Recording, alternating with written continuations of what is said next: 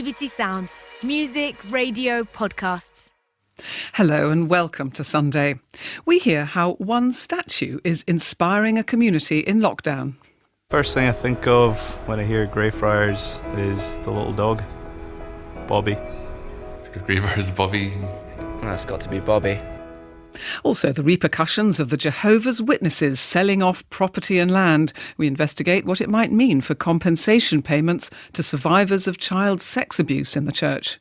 If assets have been removed and there's no insurance cover, it may mean that any judgment that a victim obtains against, say, particular individuals in that congregation is meaningless. It's worthless because there's just nothing there. And we have our first interview with the newly confirmed Archbishop of York. We start this morning in Yemen. 5 years of bloody conflict between government forces and Houthi rebel militias has resulted in the deaths of over 17,000 civilians. 24 million people have been caught up in what's been described as the largest humanitarian crisis in the world. As in other conflicts, children have been hit the hardest. Many under 5 face malnutrition, even starvation. As the health system falls apart, coronavirus has now arrived. Bismarck Swangin is the Chief of Communication and Advocacy for UNICEF Yemen. I asked him what the situation there was before the pandemic. Yemen, even before the conflict escalated 5 years ago, was already the poorest country in the Middle East. A country that depended 90% on imports for food, medicine, and fuel. And then in 2015, you have the current conflict which exploded. And that led to the destruction of basic social services on which the Yemenis depend, including health, water infrastructure. That resulted in starvation as well. The economy has been on a free fall. In addition to the scarcity of goods in the market, the prices have gone up and people's sources of income basically have been decimated. So you end up with a situation where out of 30 million of the country's population, 24 million of them now require some form of humanitarian assistance to basically be able to survive. And into this desperate situation came COVID-19. Absolutely. So COVID is a catastrophe on top of a catastrophe in Yemen. You have a population that has not had access to regular health care for the last 5 years. Very limited access to clean drinking water for nearly 10 million children and their families. You have people who have been displaced by the conflict, some of them multiple times, and continue to be displaced. As I speak, there are nearly 30 front lines in Yemen. About half of those are active. That means populations continue to be displaced. So COVID really has made the situation much, much worse. So how is COVID affecting the population then? Is it that a lot of people are getting sick with COVID? Is it the children being affected? So at the moment, we do not have a clear picture of the scale of transmission of COVID in Yemen, partly because due to a breakdown of governance structures, only the internationally recognized government, which sits in Aden, are declaring cases. As of yesterday, Yemen recorded slightly over 1,300 cases. But based on anecdotal evidence of what people tell us, people we speak to in the community, our own colleagues who live in the community, there is a general fear because there are reports of increasing number of deaths happening at home in the community for causes that are not known. And so there is chaos and there is panic. And of course the water as well. I mean, the idea of washing hands and trying to have any kind of prevention is going to be almost impossible, isn't it? Absolutely. As I mentioned, nearly 10 million children and their families don't have access to safe water. And the fact that people are being constantly displaced, that even prevents them from being able to maintain a good hygiene and to have access to safe water. What is needed most urgently then? Well, in fighting COVID in Yemen, two things are really required. One is that we need to be able to bring in the necessary personal protective equipment for health workers so that the few functioning health facilities in the country can continue to provide services and people can come to that. We are seeing situations where health workers are afraid to attend to patients because they don't have the personal protective equipment. The public is afraid of going to the health facilities for fear of infection. So we need to support the health workers to have the necessary personal protective equipment. We need to be able to continue providing water as well as soap. 2 out of 3 families in Yemen do not have access to soap. And that is very critical now in the face of COVID. Bismarck swung in on the worsening crisis in Yemen. In August, the Jehovah's Witnesses here in the UK will give evidence to the independent inquiry into child sex abuse. They'll be given an opportunity to explain their policies, practices and procedures to ensure children are safe. Submissions will also be heard from survivors who are critical of the religion's handling of their abuse allegations. Their appearance comes as the church is selling off substantial amounts of property and land that it owns and begins a significant restructuring of the organisation. Sunday's David Cook has been investigating. For £5.5 million, Tadworth Court is a high-quality purpose-built apartment block consisting of 11 flats spread over 3 floors. If you are looking for a luxury flat or printing premises that once produced millions of copies of the Jehovah's Witnesses magazine Watchtower, jump online and you can browse scores of properties they have put up for sale. Kingdom Hall Ballymoney, meeting hall and land with kitchen and toilet facilities, excellent location adjacent to Ballybreaks Business Park.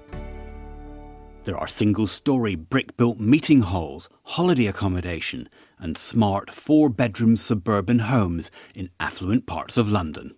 I was raised a Jehovah's Witness. I made the serious error of actually falling in love with someone that wasn't. And because of that, I got shunned by my family. That's Adam Phillips. He's speaking to me from Perth in Western Australia. An ex-Jehovah's Witness, he has been monitoring the buildings and land that the organisation are selling. Using publicly available data, he says at least £115 million of property owned by the church has been sold or is up for sale here in the UK. And there's a lot more on the market around the world. We just get the spreadsheet out.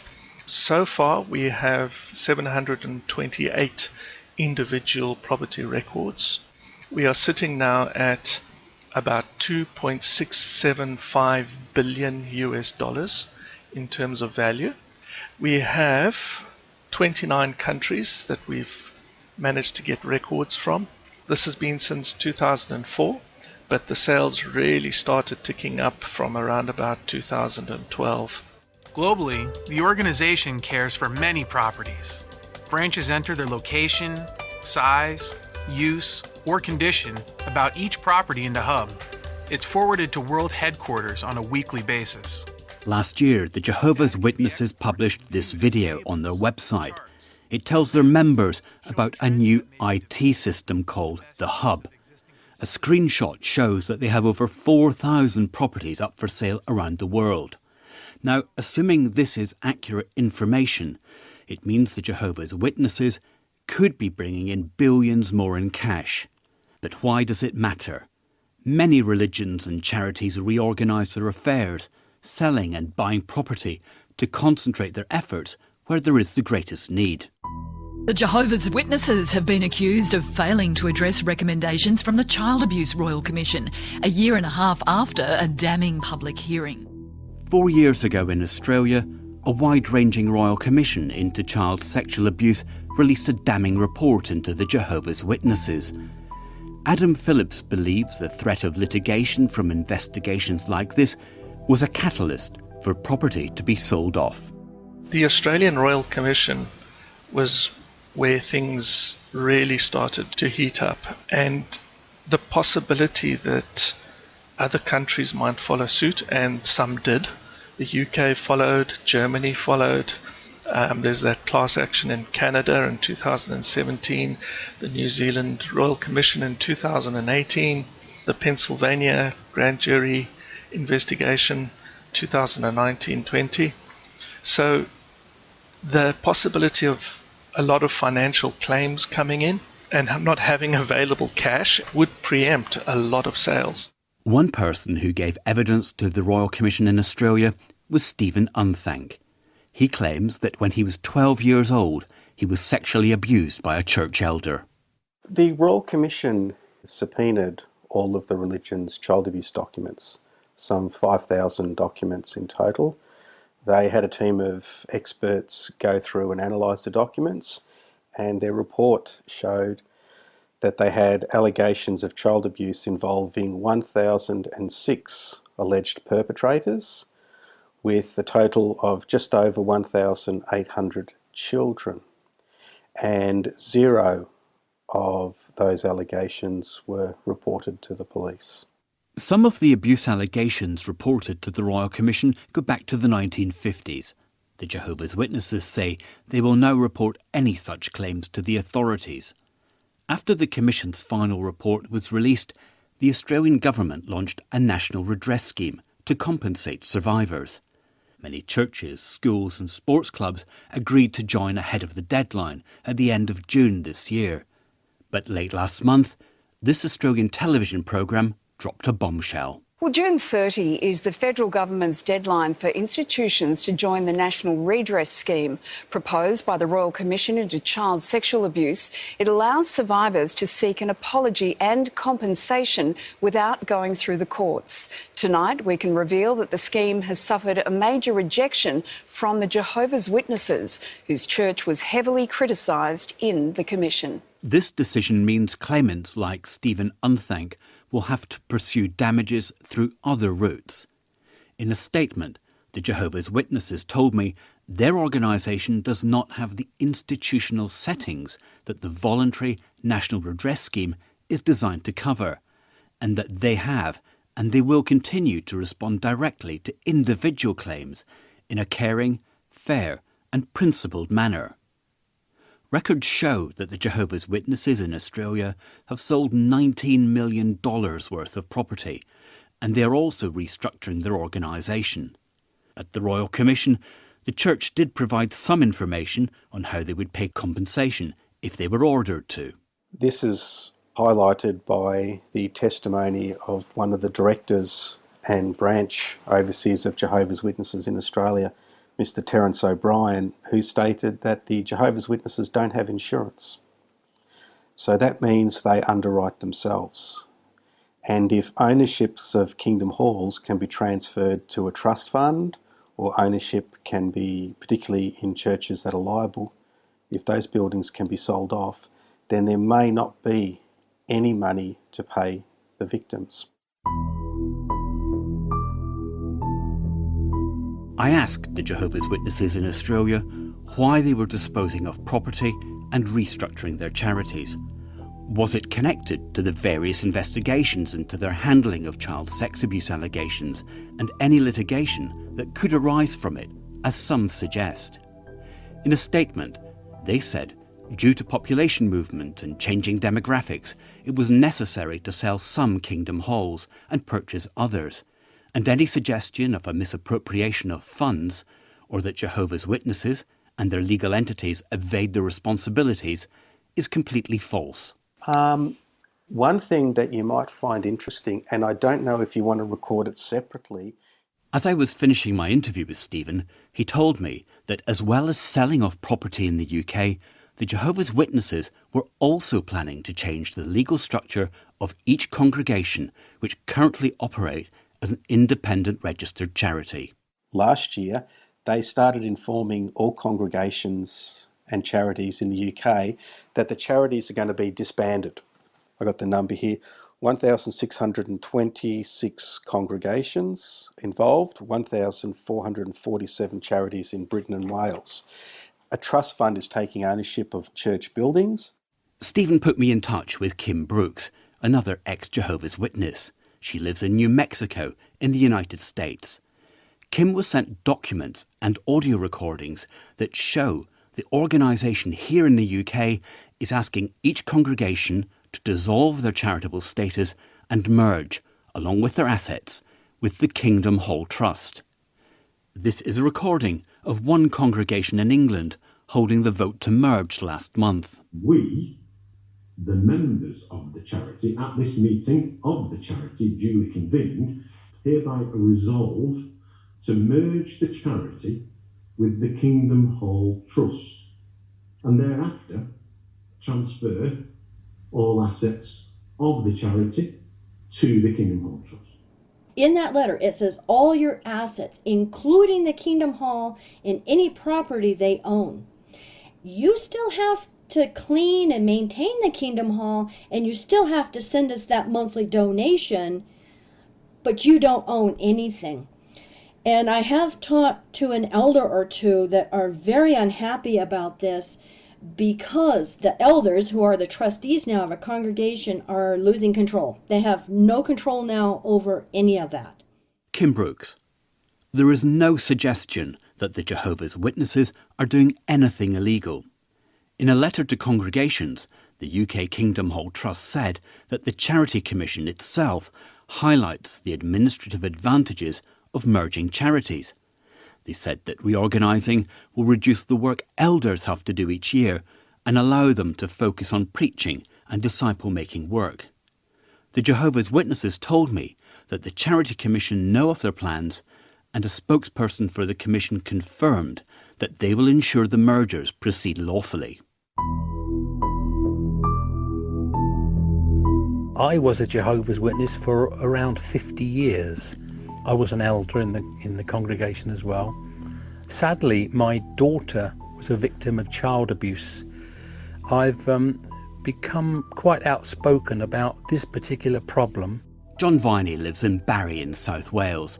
His family have experienced the trauma of dealing with allegations of child sex abuse within the church. After John's daughter was abused by an elder, he decided to leave the religion.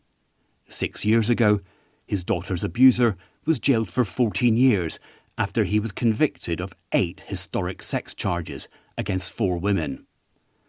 One recently took Watchtower, the UK Jehovah's Witnesses head organisation, to the High Court, and in an important judgment, they were found to be vicariously liable for her sexual assault. John Viney was in court. In the recent case in January of BXB versus Watchtower, BXB was awarded £62,000 because she was raped by a Jehovah's Witness elder. So that's the sort of settlements that are being made in the United Kingdom. In the United States, it's in the millions of dollars. Much of the awards there has been well documented. Sadly, in the United Kingdom, the awards are much, much smaller. However, that will also still amount to a lot of money that the United Kingdom branch would have to find.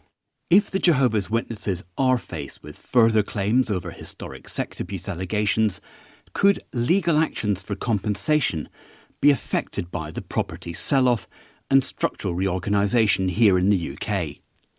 Kathleen Hallisey is a senior solicitor with the law firm Bolt, Bird & Kemp. In 2015, she represented a survivor of sexual abuse in the UK's first civil case brought against the organisation. I'm not necessarily concerned about compensation in the UK because there are avenues for us to pursue in order to get compensation for our clients if successful.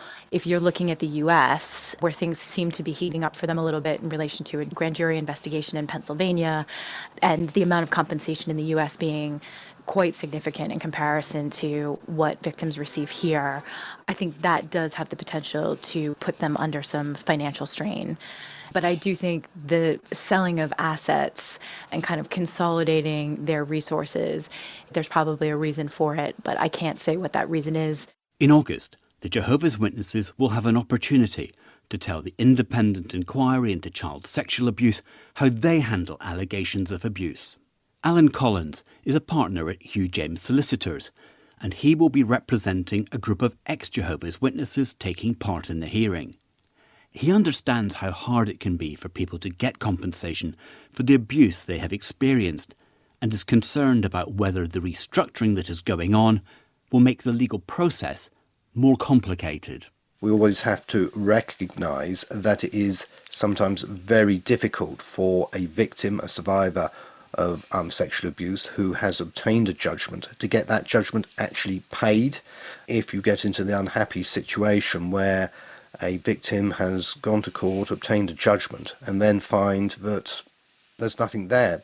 If assets have been removed, let's put it neutrally, from, let's say, a particular congregation, and there's no insurance cover, it may mean that any judgment that a victim obtains against, say, particular individuals in that congregation is meaningless. It's worthless, because there's just nothing there. Are you concerned then about what is going on? Yes, we have to be mindful of the fact that if assets are moved, if the structures are changed, it can make it very difficult for victims of sexual abuse to hold to account those responsible. Watchtower, the headquarters of the Jehovah's Witnesses in the UK, declined to be interviewed for this programme. In a statement, they said the structure of their charities has no bearing on their willingness to respond to individual claims of institutional abuse in a caring, fair and principled manner. To suggest otherwise is simply false.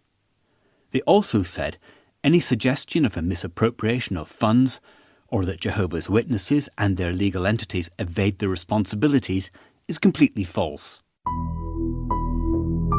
Speaking to ex-Jehovah's Witnesses who have suffered abuse, one thing is striking. Many just want someone from the church to apologise. It would be really nice to get that compensation, but for some people, the apology would be just absolutely fantastic. It would be healing. It would allow a lot of people to move forward, to put their pain and suffering behind them and move on with a good life. Stephen Unthank ending that report by David Cook. And if you have any comments on that story, email us sunday@bbc.co.uk. Well, the time is just after 7:30. Later, we hear from the new Archbishop of York, Stephen Cottrell. The government announced last week a £1.5 billion emergency support package to protect the future of theatres, art galleries and museums. While not saving every job, this has been applauded as a vital injection into Britain's cultural life. But does that culture have a spiritual value too? Martin Warner, the Bishop of Chichester, thinks it does, and he joins me now. Good morning. Good morning. What did you think when you heard about the £1.57 billion of emergency support for the arts? Well, it was a fantastic boost to the arts. I hope it's not the end of a discussion with government about funding and help for the arts, but I hope it's also a recognition of how important this is in our national life, both culturally for us, but also economically. Why do you think it's so important? I mean, some people might say the arts are a bit of a luxury at a time of emergency. Well, one of the things that we notice is that the arts connect people with each other. And I think at a time when we've been subject to lockdown, actually finding ways to express our deepest emotions is really important. The arts make a huge contribution to our national economy. And that's, again, something we're going to have to look at. The arts connect us internationally with what you might call soft power, relationships with people from across the world. That's, again, something very important for us in the future. And finally, I think the arts help us to be human. They articulate our deepest feelings, and I would say, as a Christian, they help us to find faith in God and to express what that means, which is so important for our self-understanding. And did you find that in your own development? Did you find it was the arts that pointed you in the direction of joining the Church of England? In extraordinary ways, yes. I mean, as a child, I was sent to sing in a cathedral choir, and so learning music was a very important part of my education.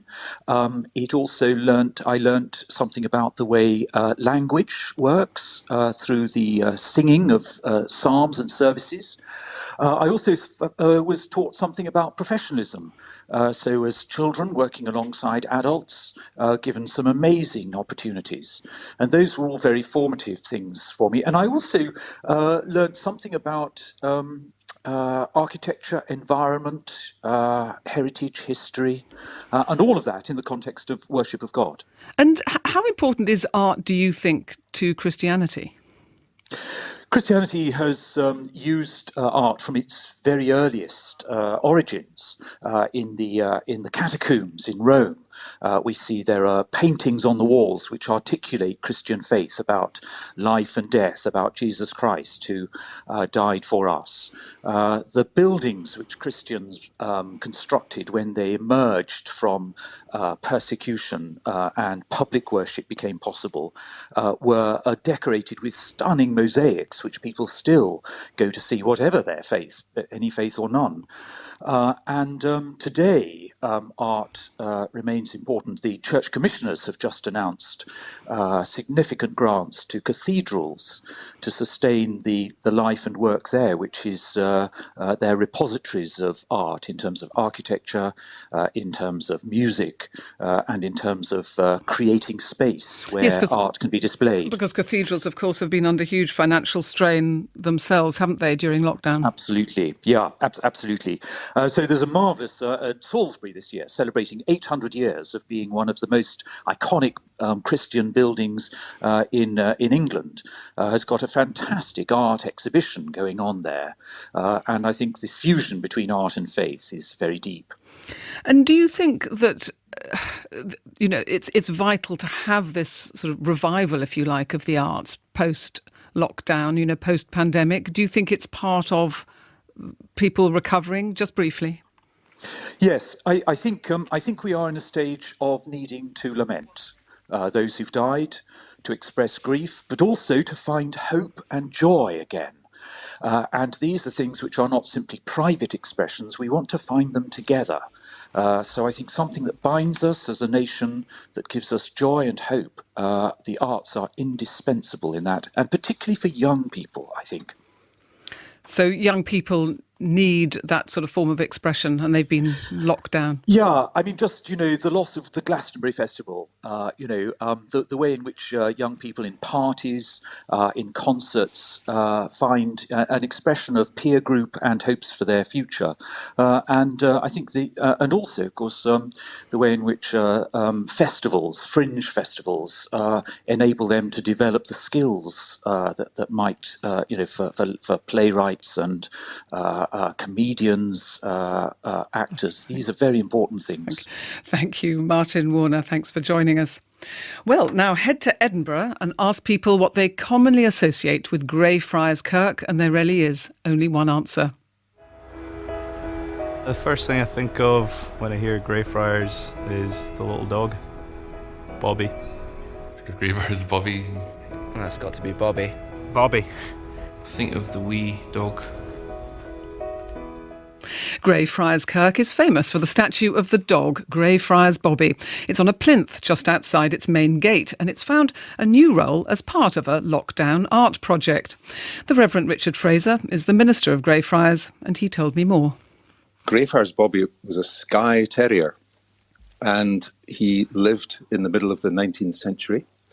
And his master, who was a policeman in the Grassmarket area of Edinburgh, passed away and was buried in Greyfriars Kirkyard. And for the next 14 years, Greyfriars Bobby kept vigil on his master's grave. A kind of lockdown vigil of his own making. He was in the same place and all sorts of people fed him. And apparently he trooped up to Edinburgh Castle every day, and the people that fire the gun at 1 o'clock, which still goes on to this day, they used to give him his lunch. And then he'd toddle back down to the graveyard. So a statue was put up for him, and it's still there, and he's very much part of the fabric of Greyfriars Kirk, which I understand itself has played an incredibly important part in the history of Scotland. It has indeed, yes. Although I must say, sometimes people get a bit frustrated that the dog seems to have more prominence than the church itself. Greyfriars is celebrating its 400th anniversary. It was the first church building built in Edinburgh after the Reformation, which took place in Scotland in 1560. So it was opened for worship on Christmas Day, 1620, 400 years ago this December.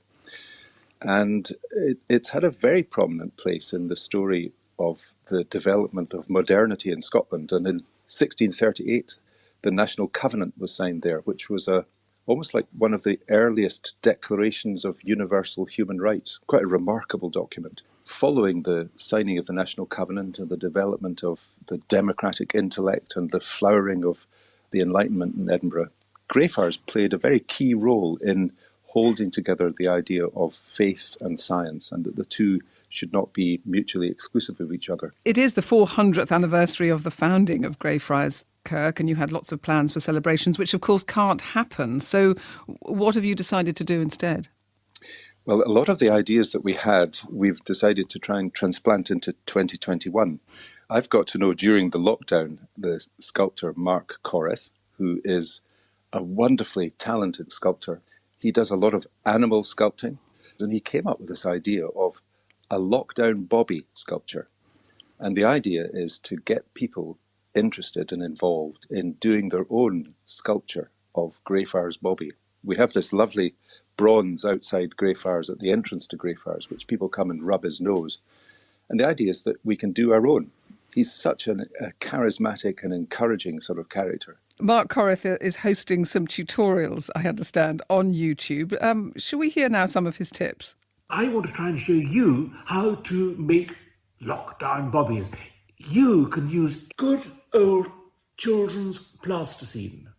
So there we go. Just really simple, basic shapes. And this is going to be the side of his leg. Just going to make a little, almost a sort of coin type size, and I will stick it on.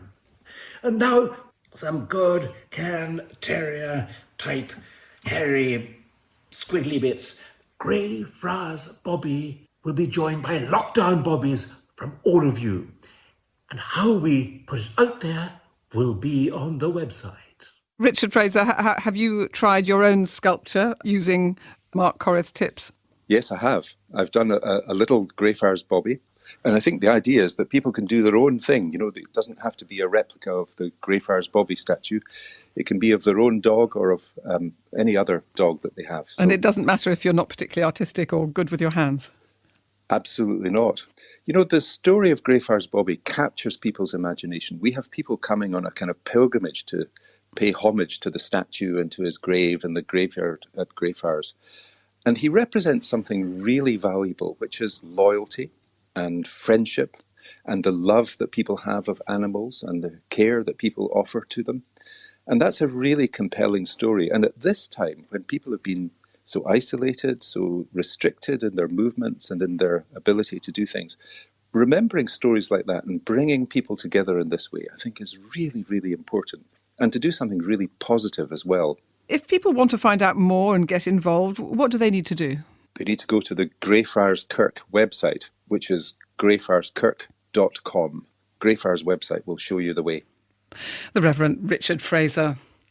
Well, the new Archbishop of York was confirmed in office on Thursday. The former Bishop of Chelmsford, Stephen Cottrell, takes over the number 2 position in the Church of England, with huge challenges ahead for both the Church and for the country. Stephen Cottrell joins me now. Well, this is quite a moment to be taking on this role. Do you know yet what you want to do with the job?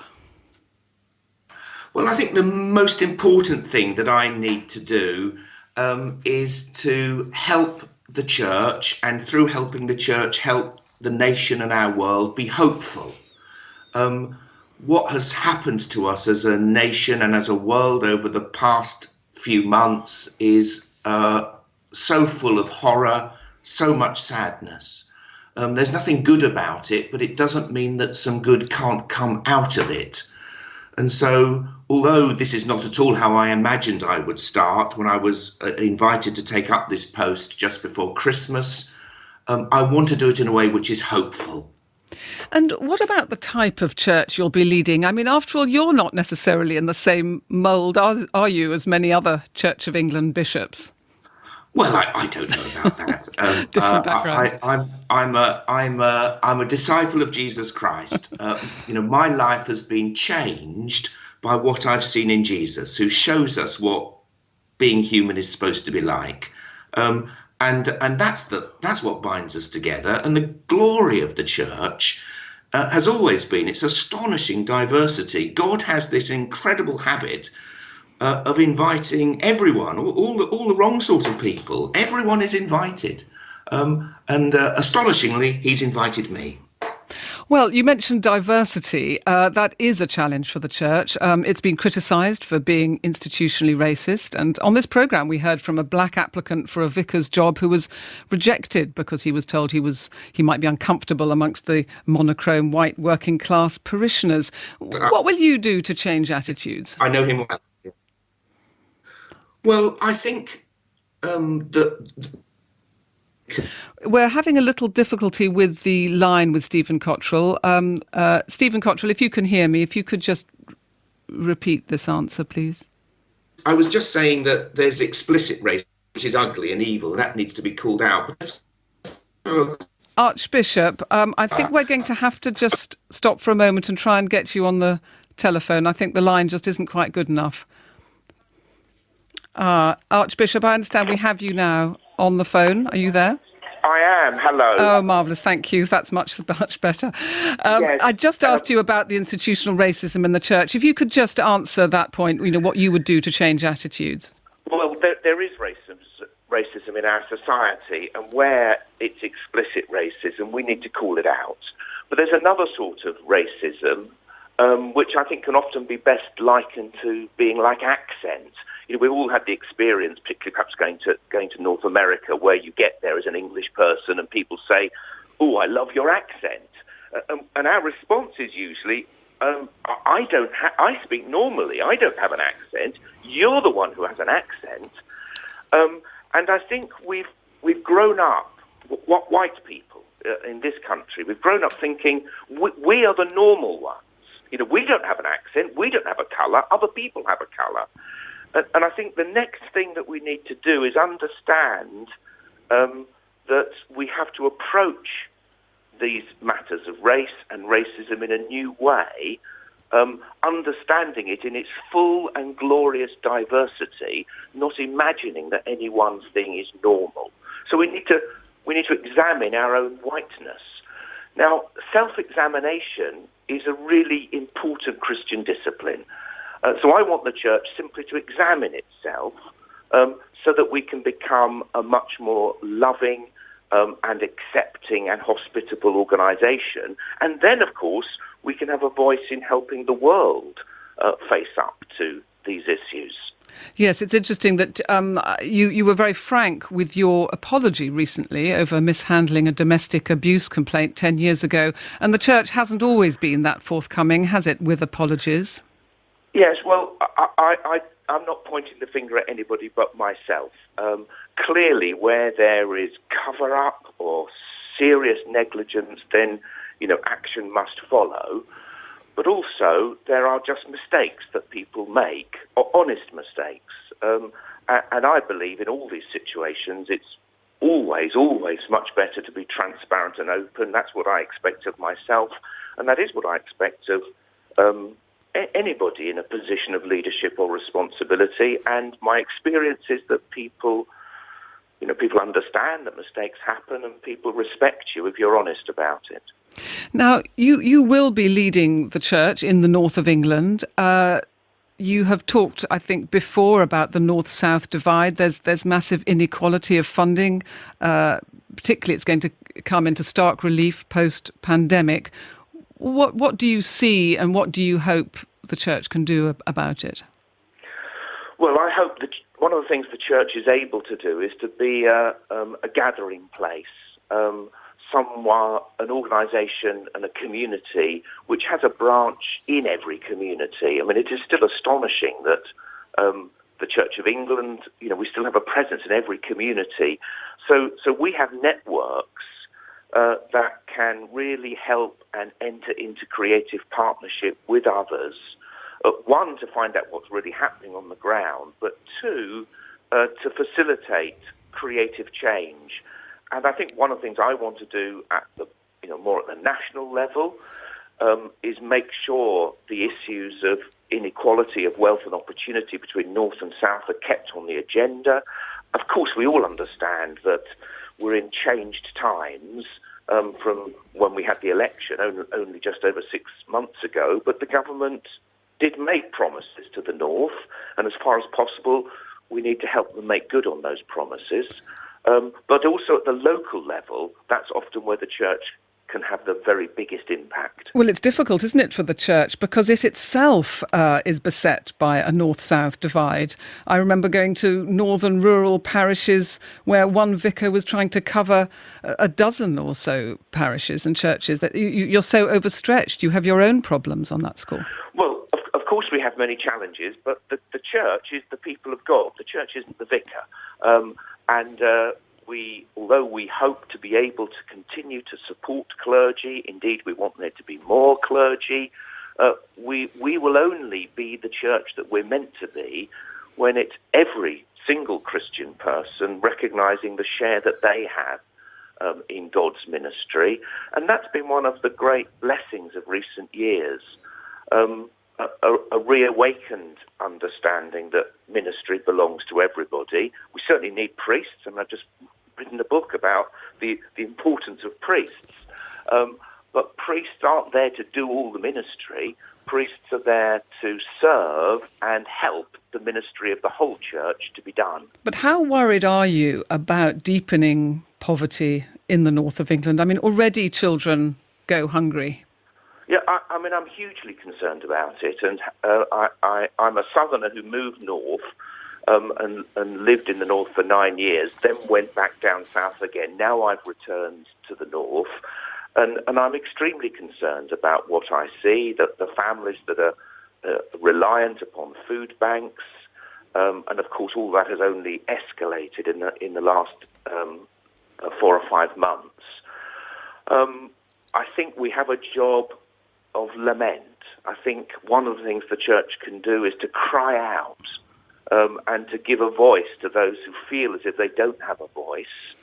And that in itself will contribute to what I hope will be a national debate about what sort of a world do we want to live in, and a world where we can share things more fairly. Well, briefly, I mean, you are leading a process of mapping out vision and strategy for the church over the next 10 years. In order to have that voice, you're going to need to look at reviving the strength of the church and reviving the declines in numbers of people who join. Well, yes, of course we are, but I hope this doesn't sound flippant. I try not to worry about it. The church, I don't get up in the morning for the Church of England. I get up in the morning for the gospel of Jesus Christ and for the building of the kingdom of God here on earth. And while there's a few of us who care about that, the church will maintain its witness. Thankfully, there's thousands and thousands of us, and yes, of course, I wish there were more, but there's an awful lot that we can do and will do. Thank you very much for joining us, Stephen Cottrell, the Archbishop of York. I'm sorry, that's all we have time for. That's it for this week's Sunday. I'm Emily Buchanan, and I'll be here again next week. And you can listen again or download the programme as a podcast from the BBC Sounds app.